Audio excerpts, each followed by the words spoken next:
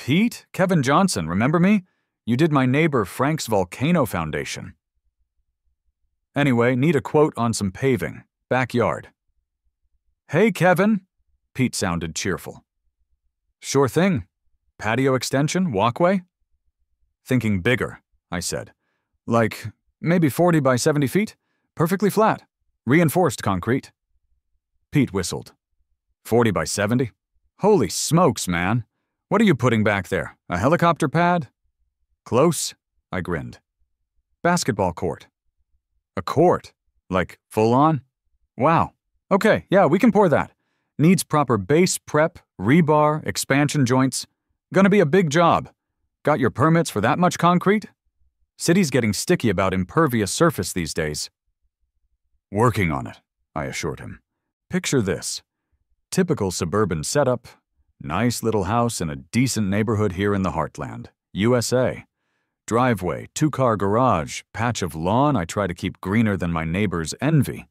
And, until recently, pride of place at the edge of the driveway. One slightly weathered but perfectly functional portable basketball hoop. You know the kind. Plastic base you fill with water or sand, adjustable height pole, sturdy backboard, bright orange rim. It was a fixture.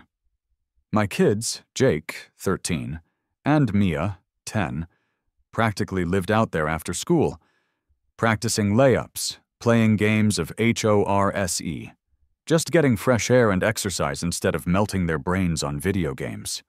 Sometimes I'd join them, reliving my glory days, which mostly involved missing shots, but feeling very athletic doing it. Sometimes their friends would come over. The sound of a bouncing basketball, the occasional shout of airball or swish. It was the soundtrack of a normal, happy suburban afternoon. Or so I thought. Enter Karen. Karen lived directly across the street. Karen had no kids. Karen worked from home, doing what, I never figured out, possibly monitoring neighborhood noise levels for the government. And Karen apparently hated the sound of joy, especially if it involved the rhythmic thump-thump-thump of a basketball on asphalt. It started with glares. Every time the kids went out to play, her curtains would twitch. Then came the passive-aggressive comments as I checked the mail. Quite a lot of pounding going on over there today, Kevin. Pounding? It's called dribbling, Karen. Then she got bolder. She'd actually come outside, stand on her perfectly manicured lawn, arms crossed, and just stare, until the kids felt awkward and stopped playing. One afternoon, I was out there with Jake, working on his free throws. Karen marched right across the street. Kevin, she snapped, her voice tight. This noise, it's incessant. That constant pounding, it goes right through my walls. I work from home, you know. I require concentration. Hey, Karen, I said, trying to be reasonable. Just teaching Jake some free throws. We won't be long. It's not just now, it's every day, she insisted. Thump, thump, thump, and the yelling, and that thing. She pointed a trembling finger at the hoop. It's just so unsightly. That big plastic base, the pole, it lowers the aesthetic standard of the entire street. I stared at her. The hoop looked like a basketball hoop. It wasn't rusty, it wasn't falling apart, it was just there. Karen, I said slowly, it's a basketball hoop. Kids play basketball, it makes noise. It's kind of how the game works. Well, perhaps they should play at the park, she retorted. This is a quiet residential street, not Madison Square Garden. And with that, she spun around and marched back to her silent, fun-free house. I wish that had been the end of it. But Karen, I soon learned, was persistent, and she knew how to weaponize the HOA. A week later, the letter arrived. Official Oak Knoll Homeowners Association letterhead. Dear Mr. Johnson, it began, concerns have been raised by fellow residents. Gee, wonder who? Regarding excessive noise and the aesthetic impact of recreational equipment located at 112 Oak Street. It went on to cite Bylaw 35, nuisance activities, which vaguely prohibited any activity which unreasonably interferes with the peaceful possession and proper use of the property by its residents, and ARC Guideline 9, exterior equipment standards, which required recreational equipment like basketball hoops, if portable, to be stored out of public view when not in active use, and permanent installations to be pre-approved by the ARC for aesthetic harmony. The letter concluded with a demand: to maintain community peace and aesthetic standards, you are required to limit basketball play to the hours of 4 p.m. to 6 p.m. on weekdays and 12 p.m. to 3 p.m. on Saturdays only. No Sunday play permitted. Furthermore, if your hoop is portable, it must be stored in your garage or backyard immediately after each use. Failure to comply will result in fines. I read it twice, my blood pressure climbing with each word. Restricted hours? Store the hoop after every use? It weighed like 300 pounds with the sand in the base. This was insane. It wasn't about noise, it was about control. It was about Karen not liking the sight or sound of kids having fun. I went to the next HOA board meeting, ready to fight. Presented my case. Normal kids playing a normal sport during reasonable daylight hours, hoop was standard equipment. Noise was typical for the activity. Karen was there, naturally, presenting her countercase with printouts of decibel-level comparisons between basketball dribbling and jackhammers, seriously, and photos of my hoop taken from unflattering angles. The board, composed mostly of retirees who probably thought fun was a four-letter word, sided with Karen. "Kevin," said President Abernathy, adjusting his glasses, "we understand children need exercise, but the bylaws regarding nuisance noise and equipment storage are clear. The restrictions stand. We expect full compliance." I walked out of there fuming. They were effectively banning my kids from playing basketball in their own driveway most of the time. They wanted quiet.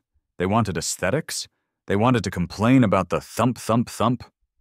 Fine. If playing on the driveway was such a heinous crime against suburban tranquility, maybe the location was the problem. Maybe I needed a dedicated facility, something purpose-built, something bigger, much bigger. The idea didn't hit me right away.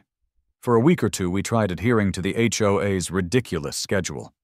The kids would rush home from school, desperate to get maybe an hour of playing time in before the 6 p.m. curfew.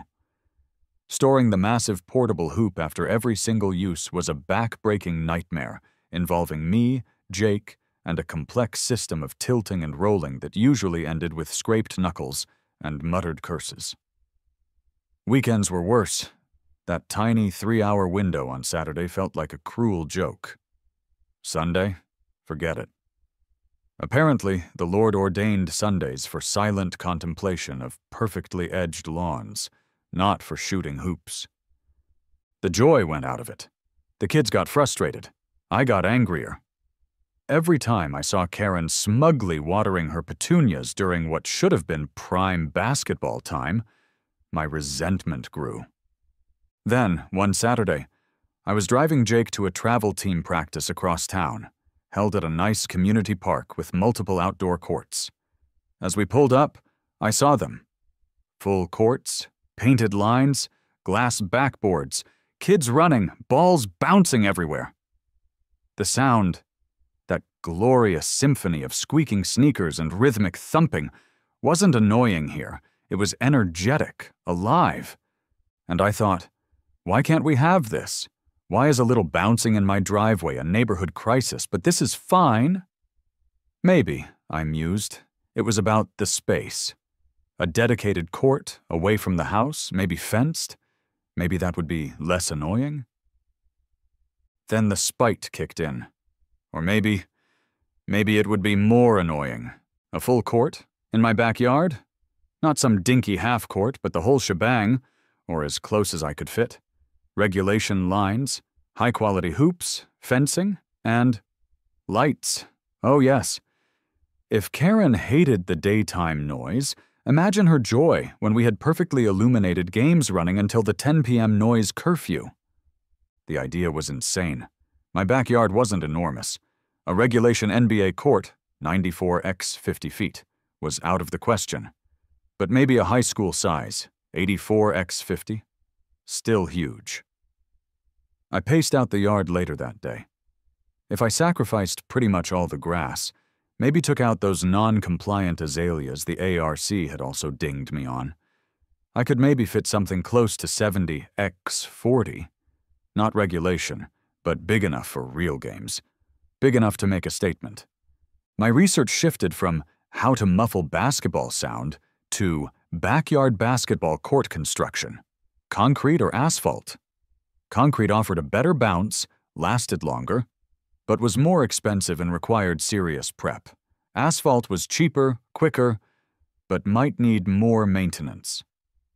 Sport tiles? Looked cool, maybe quieter, but crazy expensive. I settled on concrete. Go big or go home, right? Maximum bounce, maximum permanence, maximum thump. Fencing? Definitely needed to keep balls contained. Standard chain link, but maybe taller, 10 feet. Discourage climbing, keep errant shots in. Lighting? Oh. The lighting was key to the whole maximum annoyance phase of the plan. Not just some floodlight tacked onto the garage. Proper pole lights, tall ones, bright ones, like you see at Park District courts. Enough wattage to simulate daylight at 9:45 p.m. Permits. This was the tricky part. Paving a huge chunk of my backyard would definitely require a city permit. Impervious surface limits were a thing, regulations about how much of your lot can be covered by non-draining surfaces like concrete to prevent runoff issues. I'd have to measure carefully, maybe argue the gravel base underneath counted as permeable. Electrical permits for the lights, absolutely. Fence permits, especially if over 6 feet high. And the HOA? Their bylaws were vague about large paved areas in backyards. They mostly focused on front yard driveways, but they'd surely find something. Unapproved landscaping alteration, excessive hardscaping, structure, the fence, the light poles. I decided to get the city permits first for the paving and electrical, framing it as a large multi-purpose patio with sports lighting. Let the HOA fight the city-approved work later. Time to call the contractors. I needed pavers, fencers, and electricians. I started with paver Pete. Yes, him again, the guy's versatile. Pete! Kevin Johnson, remember me? You did my neighbor Frank's Volcano Foundation. Wait, no, that wasn't me. Gotta keep my spite project straight. Anyway, need a quote on some paving, backyard. Hey, Kevin, Pete sounded cheerful. Sure thing. Patio extension, walkway? Thinking bigger, I said. Like, maybe 40 by 70 feet, perfectly flat, reinforced concrete. Pete whistled. 40 by 70? Holy smokes, man. What are you putting back there? A helicopter pad? Close, I grinned. Basketball court. A court? Like, full on? Wow, okay, yeah, we can pour that. Needs proper base prep, rebar, expansion joints. Gonna be a big job. Got your permits for that much concrete? City's getting sticky about impervious surface these days. Working on it, I assured him. Next, fencing, called Wally's Fencing. He seemed game for weird projects after the llama. Wait, different guy? Wally? Kevin Johnson. Need about 220 feet of chain link fence. Sure, Kevin. Standard 6 foot? Thinking, 10 foot, I said casually. 10-foot chain link? Wally sounded surprised. Keeping deer out, or trying to keep King Kong in? Just need good ball containment, I explained. For a sports area. Ah, right. 10-foot it is. We can do that. Finally, Sparky Steve. He definitely remembered me now. Or the guy with the escalator / volcano / etc. Sparky, Kevin Johnson. Kevin, my favorite mad scientist. What are we wiring up this time? A death ray? Time machine? Nothing that exciting, I laughed. Just need some outdoor lighting. Like tall pole lights. 4 of them.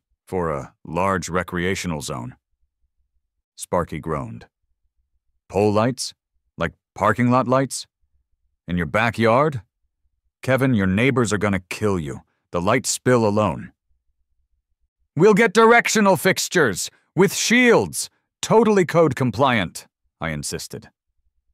Uh-huh, Sparky said dubiously. Okay, I can install them. Run the underground conduit, set the poles in concrete, wire them up. But don't call me when the HOA shows up with torches and pitchforks. Permit applications submitted, framing it as patio and landscape lighting. Contractors lined up, my savings account braced for impact. Operation Full Court Press was about to tip off. The transformation of my backyard from a reasonably pleasant patch of grass into a concrete sporting arena was swift, brutal, and incredibly noisy. First came the excavation crew Paver Pete subcontracted. A mini excavator and a skid steer descended upon my lawn like metal locusts, scraping away every blade of grass, every forgotten azalea bush, leaving behind a flat, barren expanse of dirt. The noise alone sent Karen scurrying indoors, blinds snapping shut. Then came the base prep. Truckloads of gravel arrived, dumped unceremoniously, then spread and compacted with heavy rollers that shook the entire house. My backyard now resembled a highway construction project. Several neighbors stopped by, ostensibly to ask what was going on, but mostly just to stare at the destruction with morbid curiosity. Putting in a pool, Kevin? Asked Jim from next door. Nope. Low-maintenance landscaping, I chirped back, trying to sound convincing. Finally, Paver Pete's concrete crew arrived. Multiple huge mixer trucks lined up on the street. They poured section after section of reinforced concrete, expertly smoothing and leveling the massive 40x 70-foot slab. It cured under plastic sheeting for days, looking like a giant, gray, alien landing pad had materialized behind my house. City inspectors came, checked Pete's base prep, concrete depth, and rebar placement against the permit for the large patio, grumbled a bit about the sheer size, but ultimately signed off. While the concrete cured, Wally's fencing crew arrived. They efficiently set thick metal posts deep in concrete around the perimeter of the slab, then stretched the 10-foot-high heavy-gauge chain-link fencing. Suddenly, my backyard wasn't just paved, it was enclosed, caged almost. It definitely screamed serious sports facility, not casual patio. Karen's blinds remained resolutely shut, but I imagined her fuming behind them. Next up, Sparky Steve and the lights. This involved digging more trenches for underground conduit, pouring deep concrete bases for 4 massive steel poles, one near each corner of the court, and then carefully hoisting and mounting the powerful LED floodlight fixtures onto the poles. These weren't subtle landscape lights.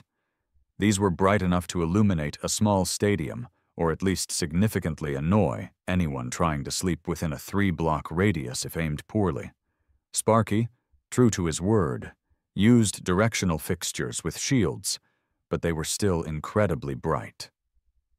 Electrical inspection passed, again focusing on safety and code compliance for the installation itself, not the potential light pollution. Yet. Then came the hoops. Not my old portable one. Oh no. 2 professional-grade, in-ground adjustable hoops with massive tempered glass backboards set in concrete at either end of the court. They looked amazing. They looked serious. Finally, the finishing touch. Pete's crew came back once the concrete was fully cured and meticulously painted the lines-free throw lanes, 3-point arcs, center circle, white lines on the gray concrete. It looked official. It looked incredible. It looked absolutely, undeniably like a full-size, well, slightly scaled basketball court had crash-landed in my suburban backyard. The day it was all finished, I just stood there, staring. It had taken weeks. It had cost a fortune. It had completely obliterated my backyard as I knew it. But damn, it was impressive. "All right, kids," I yelled into the house. "Court's open." Jake and Mia came tearing out, basketballs already in hand, eyes wide as dinner plates. "Whoa, Dad! It's like the park!" Jake exclaimed. "Can we play right now? Can we turn on the lights?" Mia begged, already dribbling towards the nearest hoop. "Let's break it in," I grinned. We spent the rest of the afternoon playing. The bounce of the ball on the fresh concrete was crisp, loud. Sneakers squeaked satisfyingly. Shots clanged off the new rims, mostly mine, or swished through the nets, mostly Jake's. As dusk started to fall, I looked towards Karen's house. Still quiet, still dark.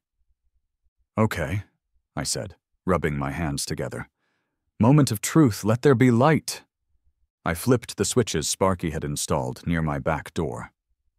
With a low hum, the 4 tall poles burst to life, flooding the court and a significant portion of my yard, my house, Jim's yard next door, and quite possibly Karen's living room, with brilliant white light. It was like daylight at 7 p.m. "Yes!" the kids cheered. We kept playing, under the lights. The sound seemed amplified in the evening air. The thump, thump, thump echoed off the houses. Our shouts and laughter carried. It was glorious. Around 8:30 p.m., Karen's porch light flicked on, then her living room light, then her upstairs bedroom light.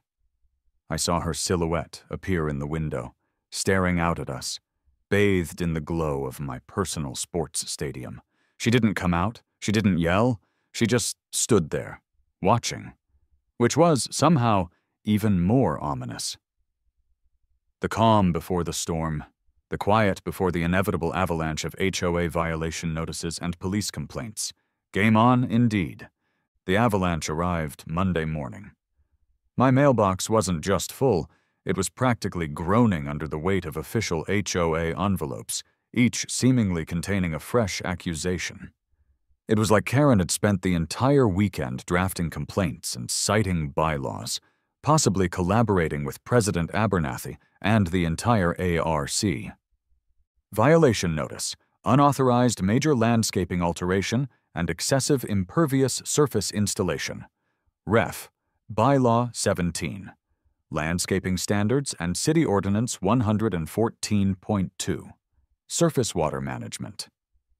Apparently, my patio permit didn't quite cover paving 2,800 square feet.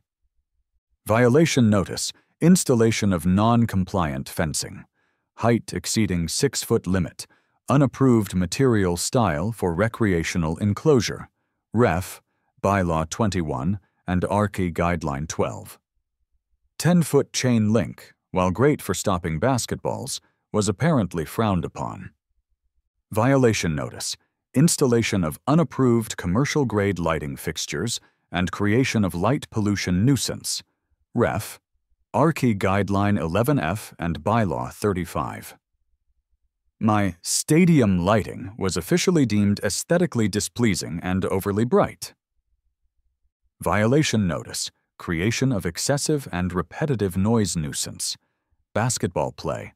Ref. Bylaw 35. This one included a meticulously detailed log, presumably from Karen, listing every single audible bounce from Friday evening and Saturday. Demand for immediate cessation. All recreational use of unapproved athletic facility pending ARC review and remediation. And of course, the fines. Oh, the fines.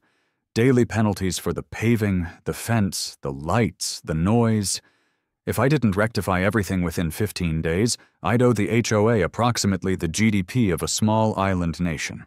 I responded, as advised by my lawyer buddy, who was now considering offering me a bulk discount by sending copies of my city permits for the paving, large patio, and electrical, landscape lighting, and politely requesting clarification on which specific bylaw prohibited backyard basketball courts, as opposed to driveway hoops. I ignored the fines for now, Then came the official visits. The city, spurred by the HOA's formal complaints and probably Karen's direct calls, had to investigate. First, code enforcement Frank, poor guy, he must have my house on speed dial. He arrived with a tape measure and a copy of the city's impervious surface ordinance. He meticulously measured my roof, my driveway, and then the massive concrete slab of the court. He did some calculations on his clipboard, frowned, and sighed. "Mr. Johnson," he said wearily, "your permit was for a large patio, yes, but adding this much concrete, based on my preliminary measurements, you are now exceeding the maximum 60% impervious surface limit for your lot size under Ordinance 114.2. That's a violation." He wrote out a notice. "You'll need to either remove a significant portion of this concrete or submit plans for an approved stormwater mitigation system, like a rain garden or permeable pavers in another area, to offset it. You have 30 days to submit a plan." Great, more expense. Next came the police, usually around 8 or 9 p.m. on nights when the kids and I dared to play under the lights. Karen was clearly calling them religiously. "Evening, Mr. Johnson," became the standard greeting from Officer Miller. No relation, just another tired cop. "Noise complaint again? Basketball." "Officer," I'd reply patiently, "it's before the 10 p.m. noise curfew. We're just playing." "I understand, sir," Officer Miller would say, sometimes checking his watch. "But the noise is carrying, and the lights are intense. We have multiple neighbors." I knew it was just Karen, maybe egging on one other person. Filing formal complaints about disturbance of the peace, even before the official curfew. While I can't issue a citation yet, I strongly advise you to limit the duration and volume of these evening games, especially with the lights. He'd shine his flashlight up at the towering light poles. Frankly, those things are brighter than the high school football field. Another warning.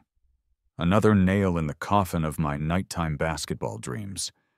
Finally, the zoning department sent someone. A stern-looking woman named Miss Davies arrived, holding my original permit application.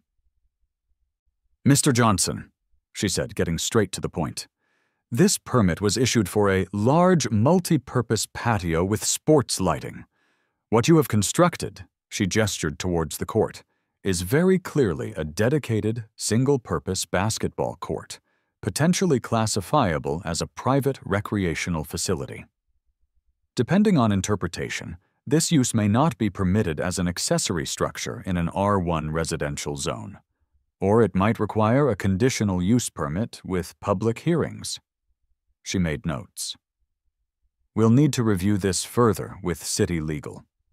In the meantime, be advised that operating what could be deemed an unpermitted recreational facility may result in further violations, so I was potentially violating impervious surface limits, noise ordinances, by sheer persistence, if not timing, light pollution standards, zoning classifications, and every aesthetic rule in the HOA handbook. My act of defiance was turning into a bureaucratic and financial nightmare. But the court was built, and the kids loved it. Surrender was not an option. Time for the final showdown, the emergency HOA board meeting to determine the fate of the backyard arena. The HOA meeting felt less like a gathering of neighbors and more like a tribunal assembled to judge my crimes against suburbia. The clubhouse air hummed with tension. Karen sat in the front row, flanked by a couple of other residents I recognized as fellow complainers, clutching a thick folder presumably filled with damning evidence. Time-stamped photos of bouncing basketballs, decibel readings. President Abernathy presided, looking deeply unhappy. The rest of the board looked either bored or nervous. Their lawyer, Mr. Loophole, sat beside Abernathy, shuffling papers ominously.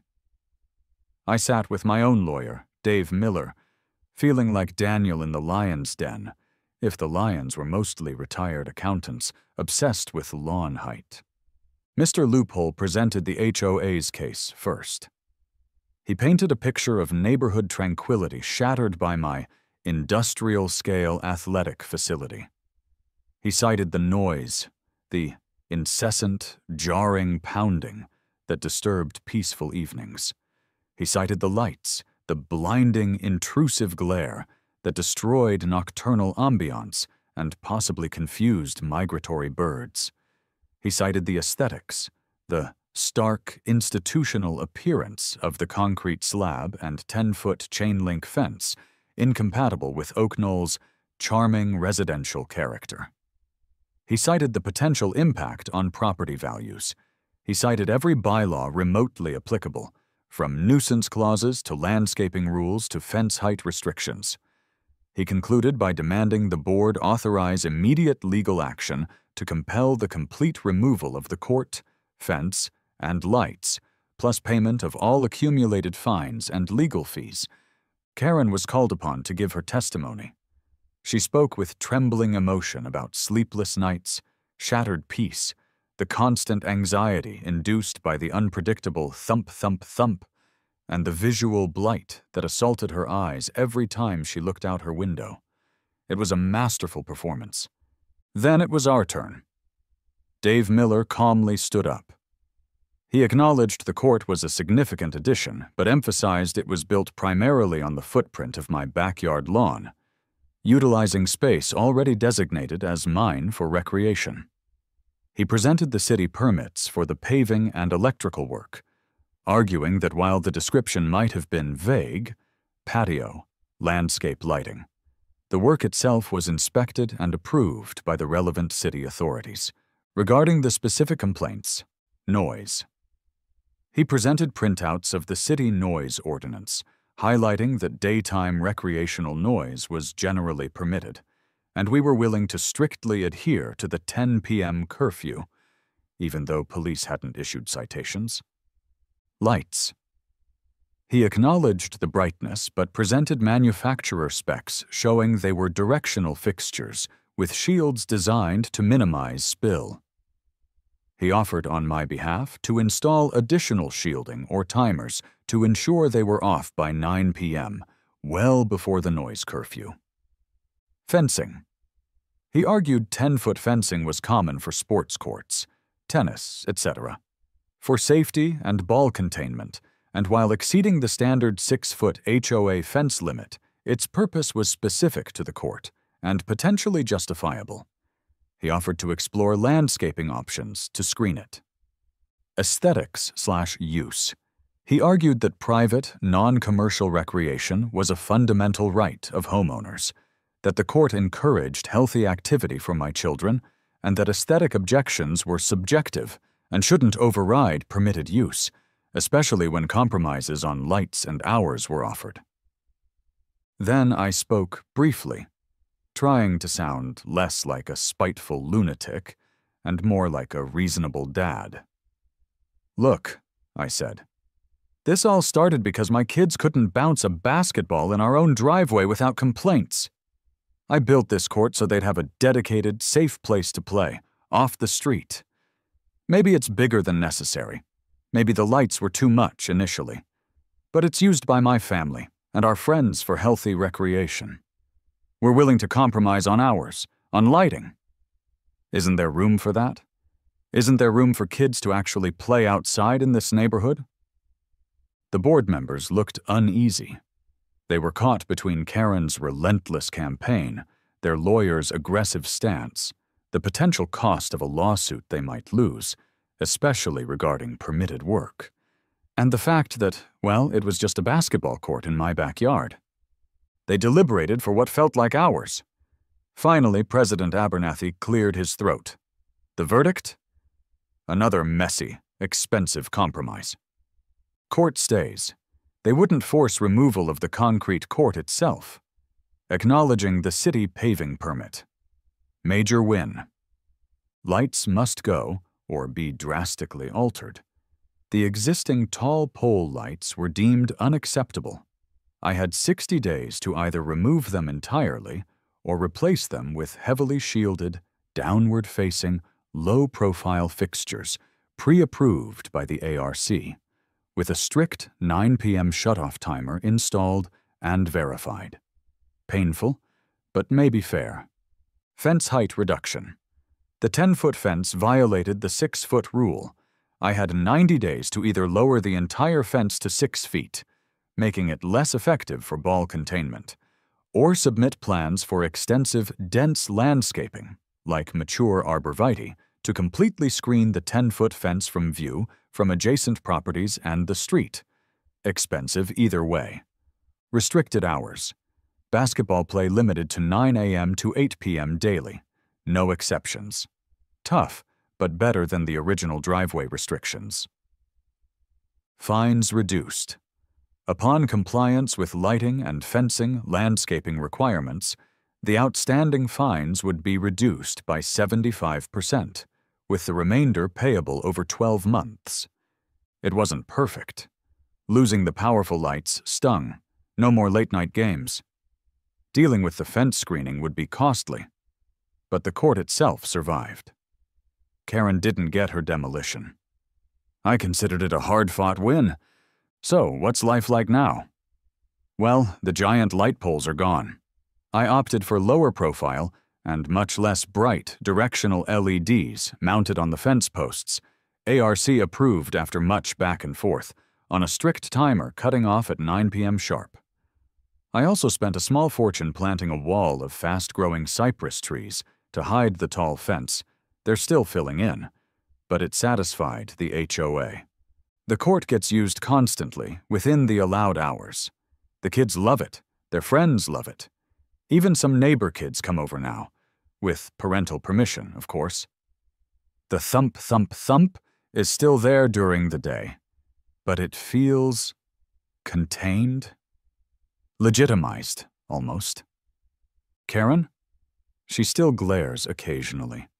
I think the sound still grates on her nerves, but she hasn't filed a formal complaint since the compromise was reached. Maybe she realized she'd pushed as far as she could. Maybe she found a new target. Or maybe, just maybe, she secretly enjoys watching the kids play. Nah, probably not. Was it worth it? The thousands upon thousands spent on concrete, fencing, lighting, twice, landscaping, lawyers, the months of stress, the neighborhood drama, just because Karen hated the sound of a bouncing ball on my driveway?